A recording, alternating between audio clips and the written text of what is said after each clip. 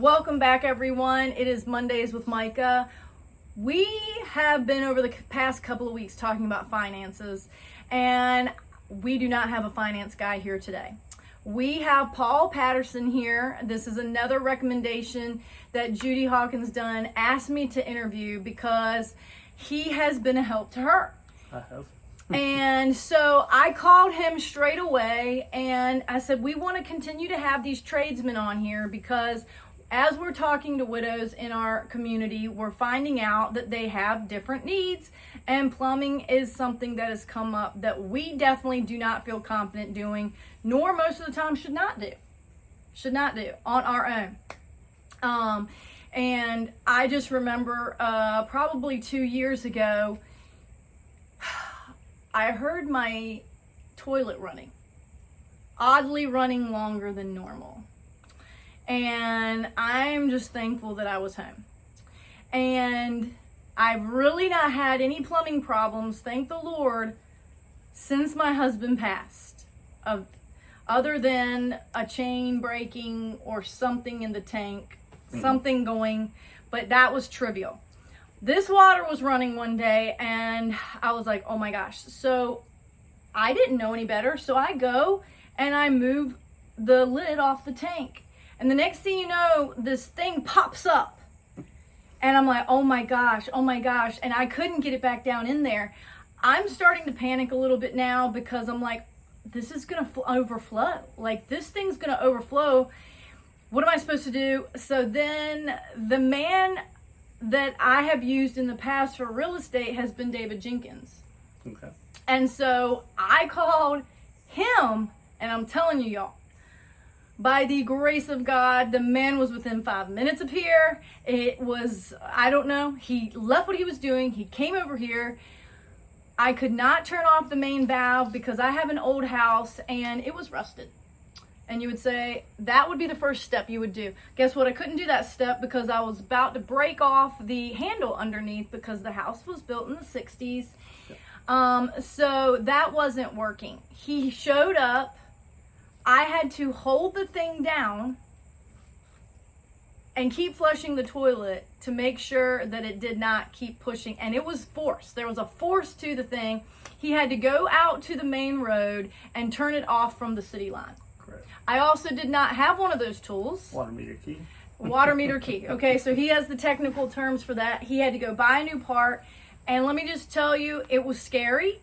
The turnaround was very quickly. That is not always the case. And you may be able to tell some stories about what that thing is called that I'm talking about.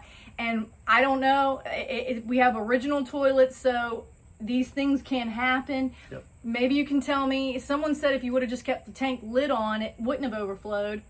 I didn't believe Incorrect. that. Okay, thank you. I didn't believe that was going to be true. I'm like, it could still seep out. I could have had a flood. And I'm like, oh my gosh, if this would have happened without me here. Y'all, this is some of the dicey moments. I was sweating because I'm like, this could have gone wrong really bad. Real quick. And he came over in a clutch, and I've had to call him a few times, and I say I'm a damsel in distress. Not a term I like to use, but he knows I'm either calling because I need a septic inspection or to be done for a real estate deal, or I got a problem. Basically, I'm calling with a problem, and can he fix it and fit me in? So as a widow, how did I go about that the right way, or what would you have done differently? Why? What is the floating tube, or what is that thing called? Either the fill valve or your flapper was not working the way they should. It became unglued, basically, or something. Yeah, the fill valve broke off, and so you had water overfilling. Yes. Going over the fill tube, and you just let water run and run and run. Yes. Overflow toilet, septic. You have issues with that. The toilet runs all the time. Not good. Yes. If you're fortunate enough to be on county or city sewer, you're a lot better off. But And the county. everyone has a house should know how to at least shut the water off to prevent. Which is right future underneath the toilet. Should be. That's I a had good one point. yesterday where a lady it didn't shut off all the way. Toilet was backed up and it was overflowing while they were gone taking their son to college. Not a good find, folks. They don't have a water meter key, didn't know how to do that, so I showed them that yesterday to do the same thing. These are the steps and tools. We probably aren't supposed to have a water meter key. Most don't. I'll just always suggest if you got a house, city water, to have a water meter key. That way you can shut it off and know how to shut it off if something were to develop. And can you get those at Lowe's? You can get those at Lowe's, Ace. Ace Hardware. Yep. Ace is the place, y'all. Ace is the place. That was my first job. So I'm still going to shout out. These are some of these things, y'all. Have you ever heard of such a thing? And this year, I've been in real estate for 21 years come October, which is crazy. I had a first in my entire life, and I have already blogged about this, but I'm just going to bring this up for his sake. My power went out on a Friday, or no, it doesn't matter what day, it wasn't a Friday. And I wasn't home, but my mom was here. And of course things break when somebody else is in your house. Always. And I get home and Blake started the process of elimination because my old neighbor, he is a handyman, and so they did a little bit of a process of elimination to find out what tripped or what was going on. Well, guess what? It was my breaker in my disconnection box. Did not know what that was in all these years, y'all. And that's serious because we're in the hot weather. Yep. We find this out. It goes out at like 6 p.m. And we conclude, I think somebody came and tested it, that it wasn't the city. So the meter had power. The box below, which is supposed to go to our breaker panel, was not. And no sparks, nothing when we opened it. It literally just like, boop, today I'm over. Sometimes electronic stuff does that, unfortunately. So, let me just tell you, by 6:50 the following morning, there's a company that I have used when I did some electrical work years back, Coggin Electric. They're out of Surrey. They showed up here at 8:50 on a Wednesday morning, and let me tell you folks, by 2:30 to 3 that day, not only did they tested to get it, they found the part. We had the city inspector take my meter off, inspect it, and get it back on before 3 o'clock the same day. That's a miracle here in the city. That's a miracle, folks. And I'm like, the Lord, I'm telling you, favor for the widow. I'm telling you. Now, did I know a few of the right people to call? Maybe so. This is what these conversations are here for. I'm not always going to get it right. But when you know who to call and you can trust that if they don't know how to fix it, they know somebody who does. Yep. And the electrical people worked with the city and we moved things up. And I think they kind of said some things.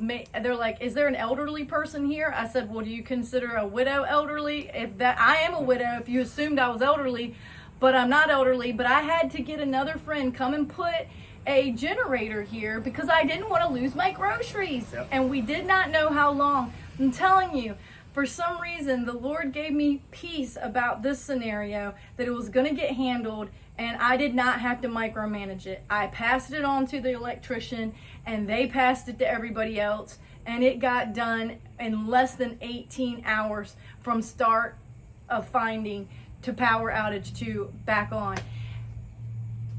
That is remarkable in my opinion. Yep. I'm telling you, I was like, Jesus, I had to give that man a gift card for that generator because I said he didn't have to. That was a church person, somebody else who does some handiwork around here, and he was going to do it. But he said, I think you may need a generator. And I said, I hate to ask you, but I think you're right. And everything was salvaged, and it was not working all the way, but my freezer never fully thawed out, y'all. So I'm just telling you, on a regular day, on a Tuesday, when you're doing something else and you get that call, all of a sudden you got to get all cylinders firing up to figure out how to fix this. But at the end of the day, it's not us. I couldn't fix that myself. I had to pass it on. So Paul's going to tell us a few stories about how he got into this plumbing business. You've been doing this for 21 years. I was gonna over 21 years. Okay, now. so basically we both started our industries at the same time. That's hilarious. Are you first or second generation? Just first. First, okay. Okay. But so, name's Paul Patterson, owner of Patterson Plumbing. Been doing this, like I said, for over 21 years Awesome. now. Just kind of one day needed a job. Guy I was working for on the weekends said if I ever wanted one, let him know. One day I needed the job, and it just kind of fit me. Here's the truck, here's the tools, and go do this. And I was able to get it done. Pretty quick learner, pay attention. Excellent. And I like to help people, and it just fits my mindset in my hands. There's a key right here. Here's a plumber that says he likes to help people. Those are the kind of people that are not just doing this for the money. Yep. Plumbing is an inconveniencing type of a job. Yep. Because we're all we need you now, basically. Yep. There's some things that can wait. There's some things that can't Right. wait. I can't promise I'll always be able to be there, but That's I try right. as much as possible to do what I can, or at least if I can't do it, try to phone a friend and see if they can take on. So are you a one-man show? Primarily a one-man show. Okay. Now, what do you cover? As far as work Yes, or area, or Both. do anything related to plumbing. New work, changing a faucet, changing a toilet, repairing plumbing systems, repairing leaks underneath the houses, in attics, do water heaters, tankless, electric, gas, anything So you related install to plumbing. all of that. Yep. And- Well-rounded. The guy That's you great. work for, I was able to do a lot and experience a lot working with him, so I was well-rounded and know a little bit about everything, and still learning every day, but I know a whole lot. Awesome. And and what areas do you cover? Covered Franklin, Southampton, Suffolk, Isle of Wight. Try to stay within that kind of tribe. Emporia? I'll go out as far as Emporia, up Surrey? towards Wakefield, Surrey's about the Limit. Yep.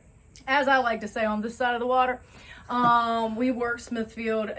Once you get on the other side, it's a whole nother ball game. It's a whole nother ball game. Bridges and tunnels are Yes. not my friends. It's called traffic. We left the traffic, and we like to stay out of it, Correct. or at least go on our own terms. Yep. So, what are some stories that you've had that maybe were a surprise to you, and is some pitfalls or some things that would interest the listener on a plumbing story? Can't expose too trying much, to think but of some things, but like I said, it's what are some common things that you get calls for? most of the things they get calls for are kind of things that a lot of people could do for themselves. They just don't know how to do it. One is being able to know how to shut the water off. Mm-hmm.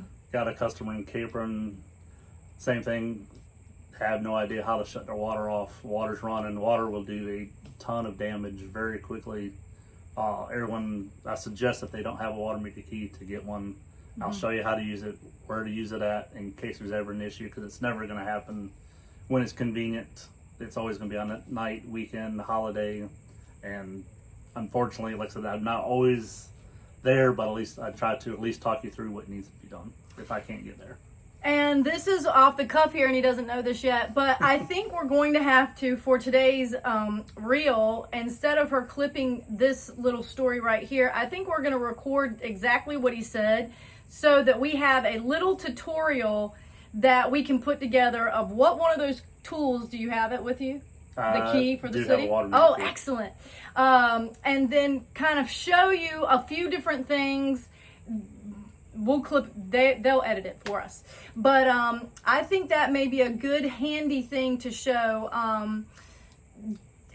because you think It's when very simple. when you're in the industry, it's so common. You're like, everybody should know this. This is common sense. A vast majority do not know how Thank to you. shut the water off. Thank and like you. I said, I've been to a lot of houses in the past where people are just distraught. They don't know what they could have done if they had known they had it. Could have prevented a lot of Right. damage, or at least stopped it until Before. someone can get there that can take care of the problem for them. Because there's, again, these variables. You're having to call somebody else. You don't know where they are.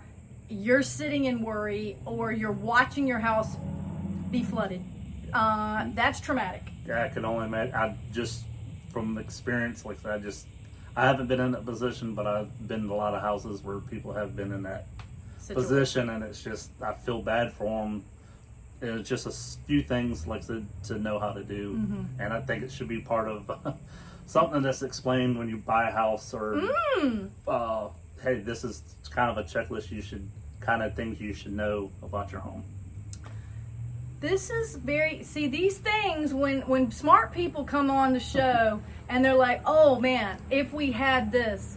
And I'm here to simplify, and guess what? I become a better agent if I have some things like this where we can, a cheat sheet, if you want to call it, for plumbing, and some things. And hey, we can talk to ChatGPT now, and they can draft this little computer program that's like an assistant. It can draft things up, and then we have the professionals that verify if it's correct, and then we all save time.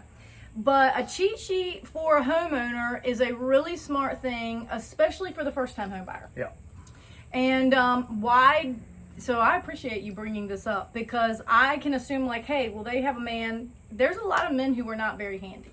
I've ran across no disrespect. There's a lot of women that at least they tried to make the repair. I've seen a lot of things that didn't work, but a lot of people at least tried to make their effort, and also seen a lot where they just threw their hands up and said, oh well, which it just cost them a lot more money. Wow.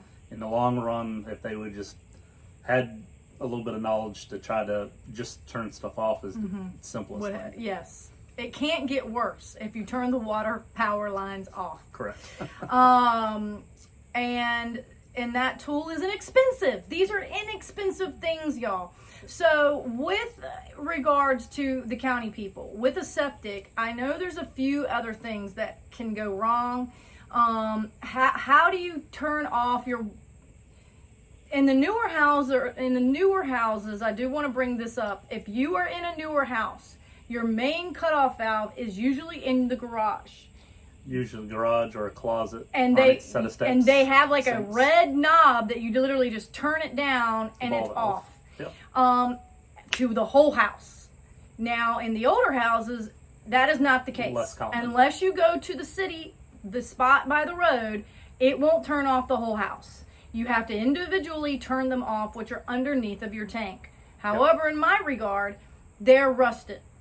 They never get touched, so they tend to be very hard. Once you can get them to turn, usually they'll operate, and they may not shut down completely, but at least slow it down where you're not living how much. And then if you're kind of nervous about tampering with it, you don't want to turn it too much, or there is some finesse to some of this work, but especially with older homes, finesse is a very polite way of saying it. Most of the time, righty tighty, lefty loosey. Right. Shut it off, you turn it to the right. When things are working well, but guess what? Most of the time, these problems don't come with an easy turn off valve. It's not an easy button. And guess what? When we're panicked, even harder to think properly on what righty tighty, lefty loosey, we're freaking out. So with a septic system, what are some of the pitfalls that you're finding? Clogs? Can you recommend some things? How do you help a house not get clogged?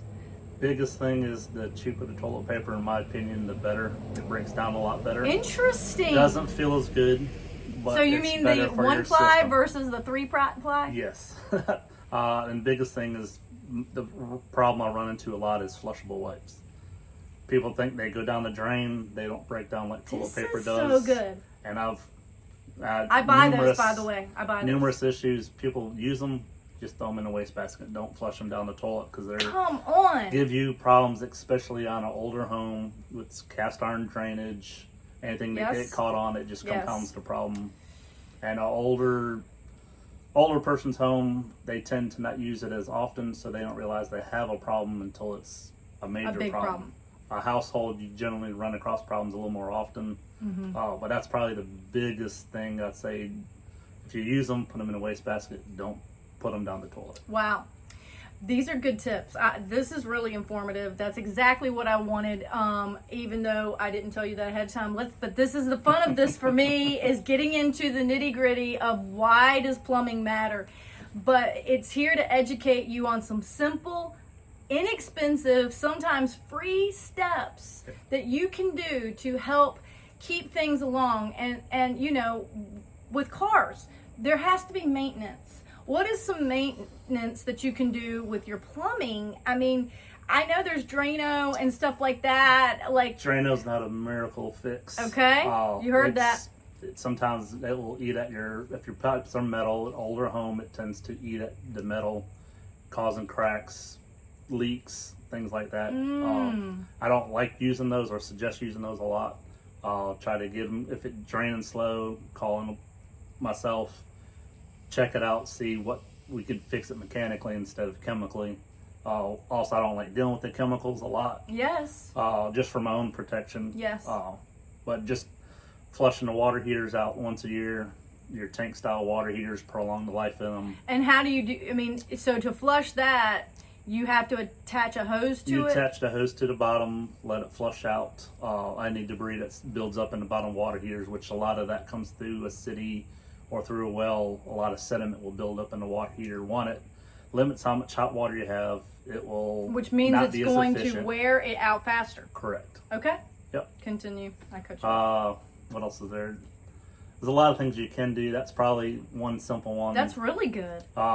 It wouldn't hurt every once in a while just to turn all your valves that shut off all the water to your sinks and toilets, just to make sure they operate like they're supposed to. Turn the water off if they don't.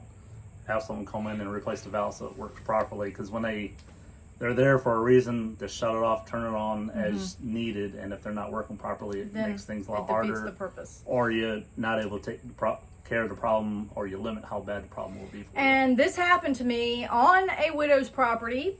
When we went to sell the property, we had the home inspection, and the washer and dryer main valves were broken, and there was a line that went to the garage because they had a little apartment. There was a leak in that because it froze one year. They never fixed it.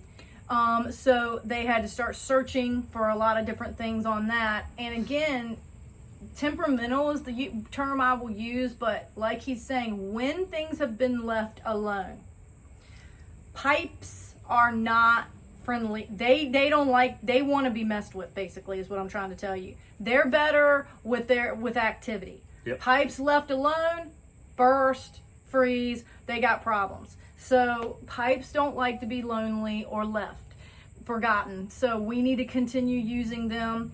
I transitioned about 8 years ago and put a tankless hot water heater in. Good choice. I am very happy with that. And I needed more space to make a laundry room, basically, a laundry closet.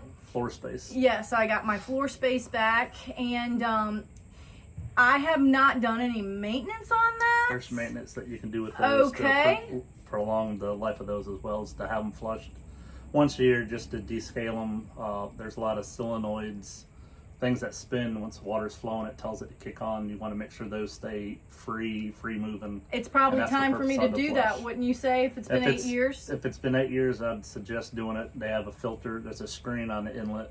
You can check, make sure there's no buildup on that. That's one little simple thing. The air inlet, make sure that screen is clear. Otherwise, they won't operate correctly.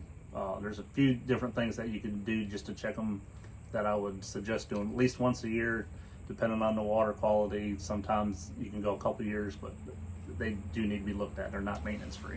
What about the dishwashers and the disposals? Anything you can bring up with those? Do not put pasta or rice is probably the worst thing to put in your disposal. And not everything, it can go through the disposal, but it's not good for your sewer system. I have never heard this in my entire life. Had a lady pack disposal full of Brussels sprouts, and it was completely packed and would not drain. That stuff doesn't break down as easily. That's the reason why it backs up. But they're meant to do some foods, but not more. You can put down your wastebasket before you wash it, the better off you are. Okay. Also, disposals are not good if you have a septic system. No. Note to self, if you don't know that, they are not your friend. Nope, just going to be a headache. You're going to have issues with your septic, like the food doesn't break down like waste does. And toilet paper, things like that. They're meant to go down your drain. All your food is not meant to go down your sewer drain. I never even thought of it like that. And recently something got stuck in mine, and my daughter said, well, ask Google or something like that. And it said, if you don't know this, when you get your disposal, it comes with a little Allen wrench. Yes, it does. Do not throw that out. Important tool to have. Another tool that is like a baby version of what you get. It's not exactly the same, actually. The other one's in a T-shape, right? Yeah. So this little baby Allen wrench comes with it. That is not for the sake of just screwing it in or whatever. It's meant you can turn the disposal. You can make it spin. Also, before you touch or put your finger down it, unplug it, make your switches off before you stick anything down there or look for anything. And all I had to do was basically turn it, and it lodged the thing loose. Yep, it'll dislodge it. And that was it. And so again, you think, oh my gosh, it's broken. And guess what? It wasn't broken. It just had something clogged in it. And it needed that one little Allen wrench that came with it to get going again. So that was a simple task. And something else that a majority of you probably do not have, but I absolutely love. I have a touchless faucet. Or tap faucet is probably the word you would use. And the only reason I even got into this is I upgraded some things in my kitchen, and I had been in some new construction houses where they had maybe the Home-O-Ramas or something like that.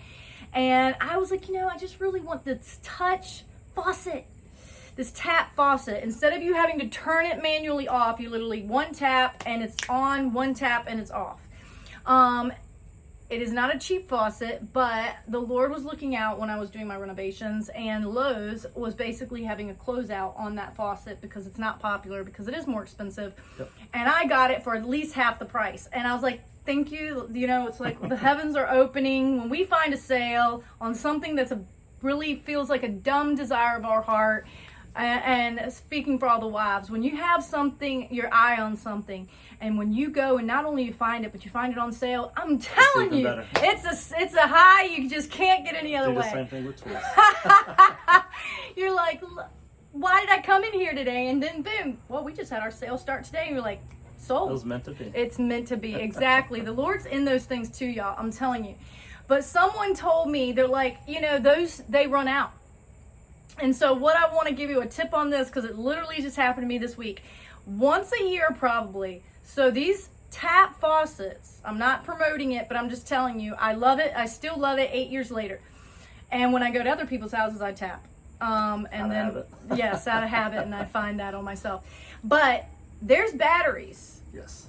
That come with a touchless faucet that goes underneath your sink, and it is wired to it. So it is not plugged in like a disposal is. It is battery operated.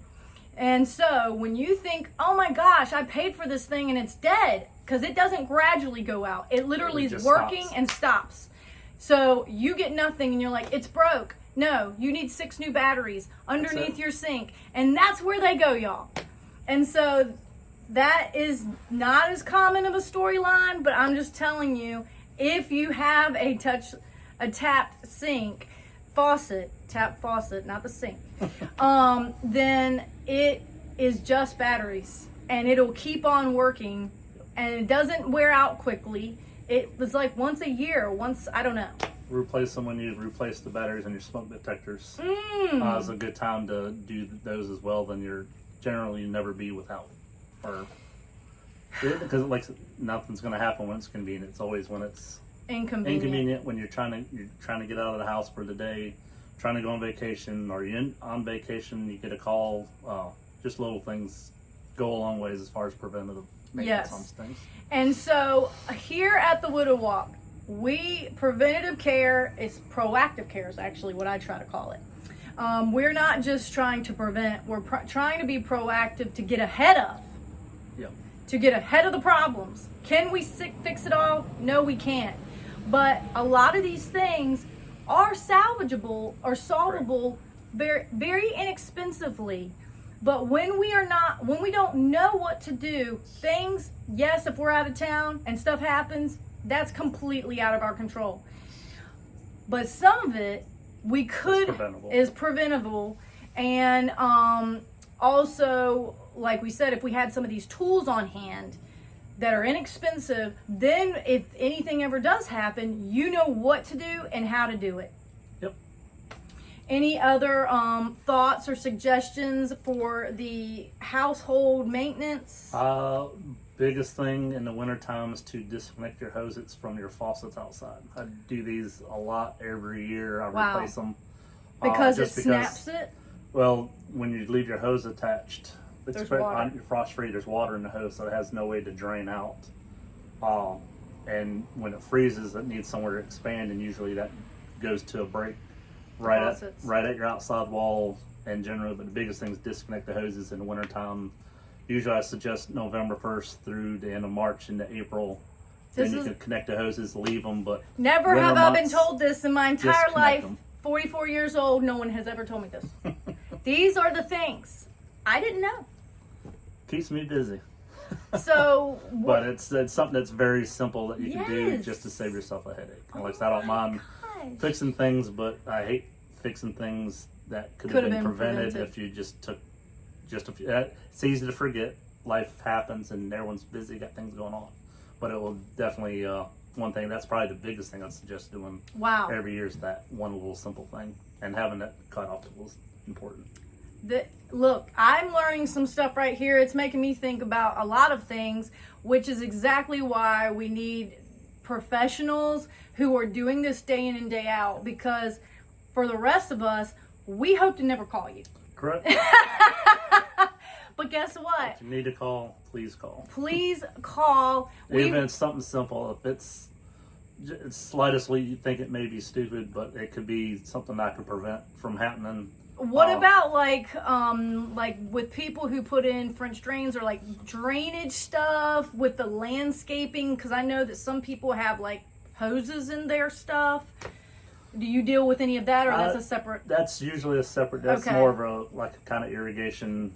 That's right. Work kind of sort of things that what I deal with daily. But like so there are things that you can, and every house is a little bit different. But it's all things you can look at and try to refer you to the right person if I can't help you with it. That's awesome.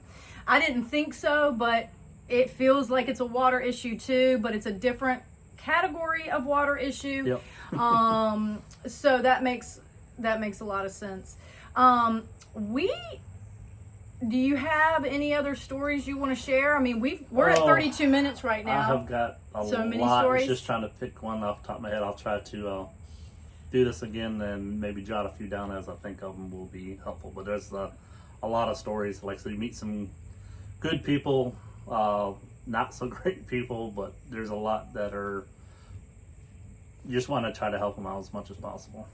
We are in the customer service business and industry, and I like to say a lot of times we're just the messenger. We don't want to be bearers of bad news, okay? No, people, when I come in and go underneath the house, find a problem, and come out, tell them what it is. Sometimes I dread having to say, hey, you got a major issue. And sometimes people think they got a big problem, and it's sometimes unfortunate for them, it's very minor. Sometimes it's not, but like I said, it's hard thing to say. You got a major issue coming up, but I try to explain everything that's happening while I'm doing it for, and it's just trying to show up and be presentable or punctual. If I tell you the time I'm gonna be there, I try my best to make that happen. Very good Life happens. If it doesn't work out, at least try to pick up the phone call. I will say, I can't speak for all the different tradesmen, but there is some that kind of come at their leisure when they can fit you in. Yep. And sometimes that's the case, but I try my best if I say so or say a time, try my best to make that happen. Right. Well, this has been so informative. It is letting me think about a bunch of different things. We've had people, I haven't gotten the appliance man here on the show yet, but I'm trying to hit like what the home warranty kind of can cover, but that's something we didn't get into. But anyway, in real estate, there's a way that you can kind of pay, just like insurance, for what they call a home warranty. And that's about $700 for 1 year. That's all it covers. And it will cover your major appliances. There is some loopholes in some of these things. So it's not, I feel, like all cover. It's not all inclusive coverage, if you want to call it. And they've modified it throughout the years, but in the past, it was kind of the summary of you pay a trip fee of $100 to $200, and then they will fix or replace. If it's actually broken, your stove is broken, and they can get the same one. Nowadays, the parts are half the price of the stove. Yep. If they can't get the parts, they will replace it. If they can get the parts, they will fix it. And your HVAC is covered in some of it, not fully. But a lot, and you can add septic systems to it. You can add pools. So there is ways of having some additional insurance. You have to pay for these things. But sometimes having that protection will show up, especially if you buy an older home. If your appliances are over 5 years old and you're going to buy a new home, I would recommend getting a warranty. So then at least for the first year, it is a safety. And something about plumbing, when things like this start to arise, it's a safety hazard. Yep. And we don't feel safe. And once something kind of serious happens, you now know it can happen. Mm-hmm. People get kind of anxious about what else could go wrong. Yep. And sometimes, hopefully you don't have to go back multiple times to the same house. Not for the same problem. Try not to. Good point. So he is here to help. Yep. And thank you for 21 years of service. There's not that many of you around. No, there's not. It's a good thing to do. Like I said, it kind of fits me. It's not what I thought I was going to do for a living, but it's provided me with a lot of opportunities and meeting people, and one thing's led to another, and like I said, all the work I get is by word of mouth. I don't really try to do any advertising. For the most part, it's just referrals from this person to meet that person, and it's just try to do what I tell you I'm gonna do as much as possible. And to be able to say that 21 years in lets me know that he has a reputable business, that his word is pretty much his bond. Yep. And that it matters to him the quality of work. It matters to him that you're satisfied with the work. And he must be getting pretty much raving reviews, even if he isn't asking you to go on Google and put a 5-star review, or Yelp, or all these other things in today's world. He's working in the old school way, which Correct. is word of mouth. Yep. And the word of mouth is enough to pay his bills plus. Yep. And so that's a good day, y'all. That's a good career. And I think the trades are not what the millennials or the younger generation wants to do, but it is a good business. It's a good business.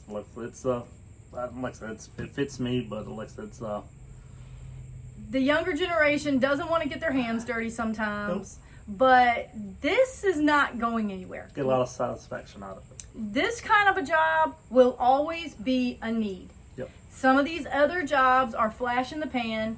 Yep. And they're seasonal, or they're going to kind of be in and be out with the trends of times. So I just tell any of you out there, you grandmothers that might be listening, let your grandsons know that if you don't feel like you're college bound, and maybe even if you are, because it's still a business, you still have to do the finance. Yep. There's logistical things involved in the plumbing, plus the actual physical part of it. Yep. And you had to know how to do it all? Or your wife and I'm you? still learning. Still learning. Like I said, still learning, but I know a lot, and still a lot to learn, and not afraid to admit when I'm wrong or if something's not right, but I try to give you my honest opinion and let you make decisions based off that. But well, we have gone over pretty much all the main plumbing areas in the house. His tips are so good. I'm like so happy. There's many more, but they're not in his brain, and we're going to follow up on some of this, because the more we can develop some things that are helpful cheat sheets, that not that he doesn't want you to call him, but if there is preventable things that we can educate the widow, and you tell your friends, and then we say Paul Patterson's the one who helped us create this cheat sheet, that you know, we can just share with each other. What does it do? It brings peace of mind. Yep. It's educating you on what to check for, and then you're not wasting time looking down a rabbit hole of something, and you're like, oh my gosh, it was it was right here, but I didn't know where it was, and I'm not fancy enough to know, go on YouTube and do this. And guess what? They're not all certified plumbers talking to you on YouTube either. No. I'm sure he has some Unfortunately, stories about that. But we're going to let you go. Stay tuned for more in September. I cannot believe we're in the last week of August, y'all. Summer has flown by. Fall is ahead. We have a packed fall for y'all. You're going to be seeing us around. I don't want to get into all of that, but the Widow Walk is going to be in the community doing all sorts of stuff this fall. I mean, like bi-weekly, you're going to be seeing us around.